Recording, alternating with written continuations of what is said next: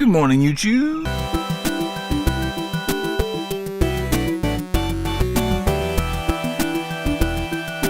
So today we're meeting up with Seb. He was the guy that came and hung out while we were filming around wind farms at Magic Hour in this footage. It's a real experience after seeing you on the Tinterwebs.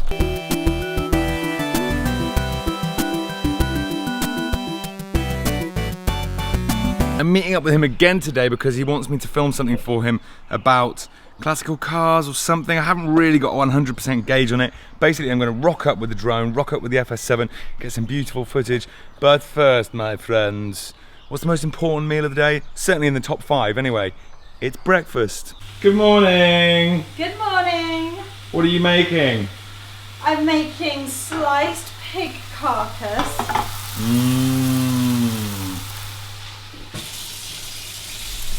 Aren't I the luckiest boy in all of Christendom? Yes, you are. Pig carcass. Hey. Morning. You smell nice for a change. Well, sometimes I make an effort. Is it annual shower day? Burn. Hurry up and make my breakfast. I'm doing it, you ungrateful little shit. I'll have to censor that bit.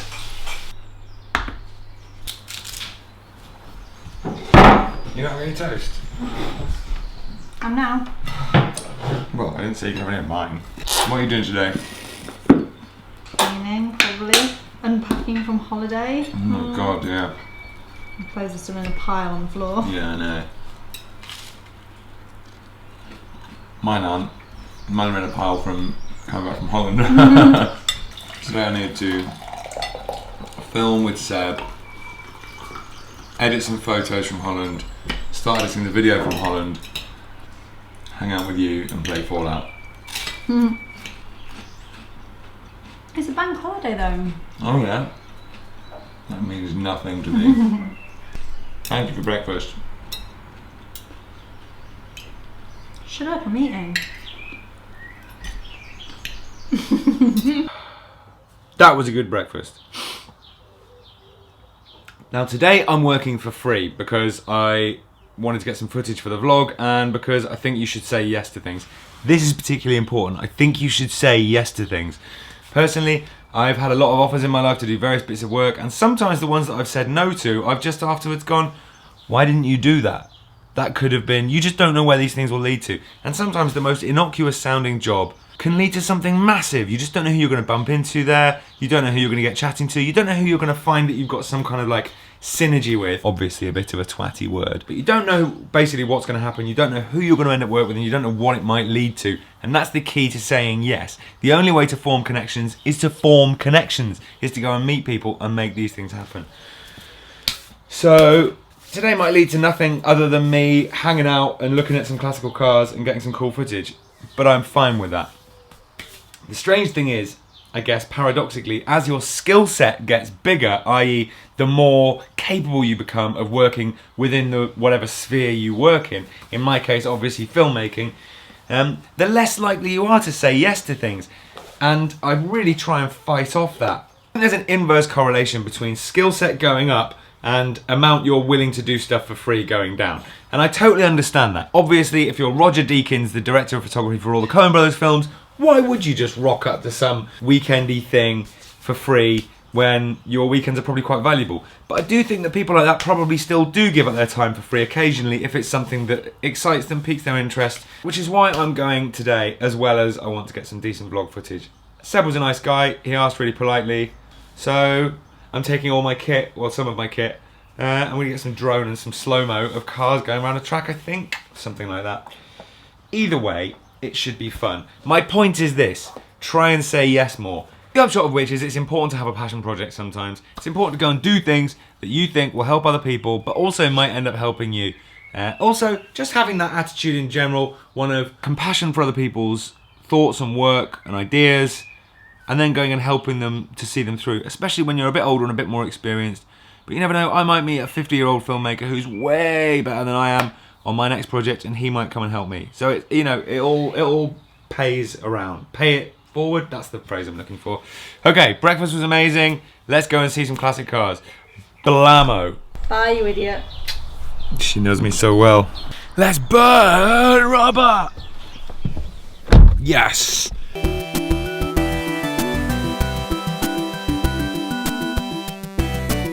Alright, so how are you doing? Remember him? Safe. Let's park. What exactly are we doing? Filming coming out of the unit, basically. Just it coming out of the just unit? coming out of the unit. He does a bit of a handbrake and spins out, but it's just like loads of different shots trying to get it. Loads of different angles Yeah, and because stuff, basically it's going to blend in, because tomorrow back up here in the evening, getting some golden hour stuff with him walking to the car, because that's what I'd like to get with some slow-mo as well, blend in with mates. He's not here, so let's just crack on and do it. Awesome, man, no worries. I'm Matt, how you doing? Not doing, does it cause anything painful, does it, or anything like that? Does it hurt? No, yeah. Nice get-up. That's the official racing get-up, right? Yeah, it is. Sweet, all fire retardant. Yes. Good. Yeah. Safety first. Safety first, definitely safety. Do you strap in as well when you drive? Oh yes, always strap in. Everything. Everything. all Crunch straps to the lot. Dear. Yeah. 5 point. 6. Wow. That's 1 point more than I expected. Right, so we're going to fly a helicopter and we're going to do some slow-mo. And he can go away.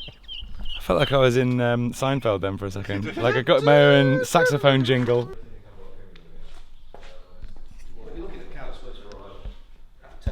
How much do you reckon this is worth then? How much do you reckon you spent on it altogether? I don't know what we spent on it, but doing it up this last time has been a few thousand to get it back up to MSA spec. But you're looking at probably a 10 or 11 grand car there. 11 grand Mini. Yeah. Bizarrely, this was not this exact one, obviously, but one of these was my first ever car and my second ever car. I had to scrap the first one before it even passed my test because I hadn't checked that the subframes weren't rotten, and it turns out they were. But it was a badass piece of kit. Driving one of these does feel like you're in a go-kart, doesn't it? You're so low to the ground that even going at 30 miles an hour, you feel like you're doing 70. They're the most fun cars in the world to drive. What size engine has you got in there? 1380.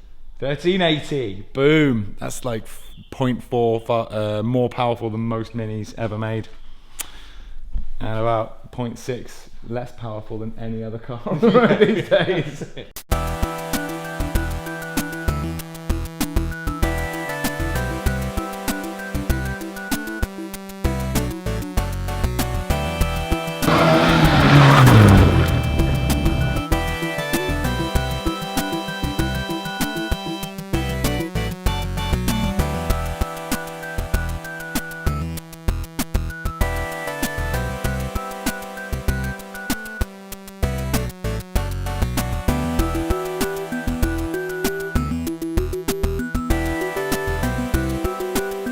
So I actually didn't need too much by way of footage. They're going to be doing more shoot days at proper rally meets sooner rather than, well, in the next few weeks, I guess. So really, we just wanted to get a shot of the Mini coming out of its docking bay. Look at this beast. I honestly remember, I've got such fond memories of driving one of these around. What a wicked bit of kit. So they're done with me. That's all they needed me for. So now I can go and play Fallout 4 in my pants and have a very long bath and then edit a vlog. Boom. Thanks very much. See ya. That makes you look really weird, by the way. Have any of you sent in a time-lapse video yet? Please tell me you have. Please start sending them in. That Edelkrone slider's up for grabs. One of you's gonna get it. Start sending me in those videos. Right, I've just bumped into some locals who are thrashing around a motocross bike and taking me back to my childhood. There we were with a Mini up there, same thing I used to drive when I was 17. And now we've met up with some lads who've got motocross bike, same thing I used to have when I was like 15. What's up? So we're gonna do a tiny bit of drone chasing. It's all private land, so I can't get in any trouble for it. Check them out.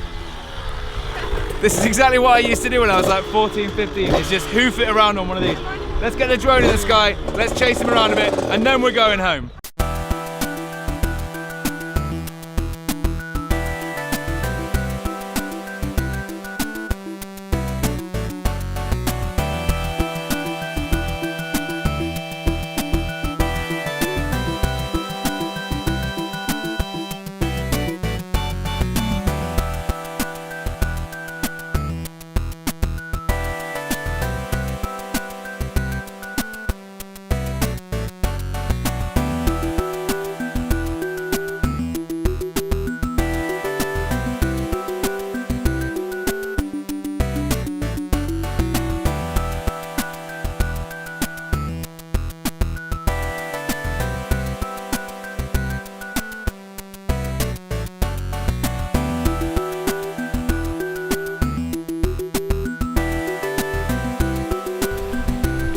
Right, for anyone that's ever watched the 12 O'Clock Boys, this is the British equivalent.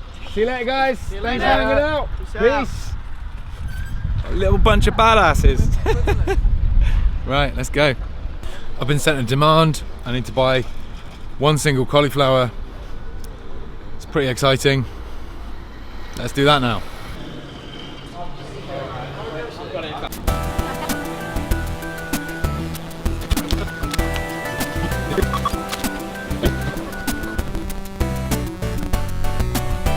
Success! We did it! We bought a cauliflower! This is the best day of my life.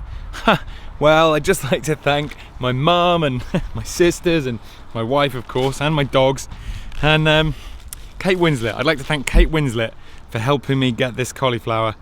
It took so much work and effort, and it took so much energy, and it's really required a lot of my life force, but I feel like it's been worth it. And finally, just to stand here in front of you all and say I have a cauliflower, it's the best feeling in the world.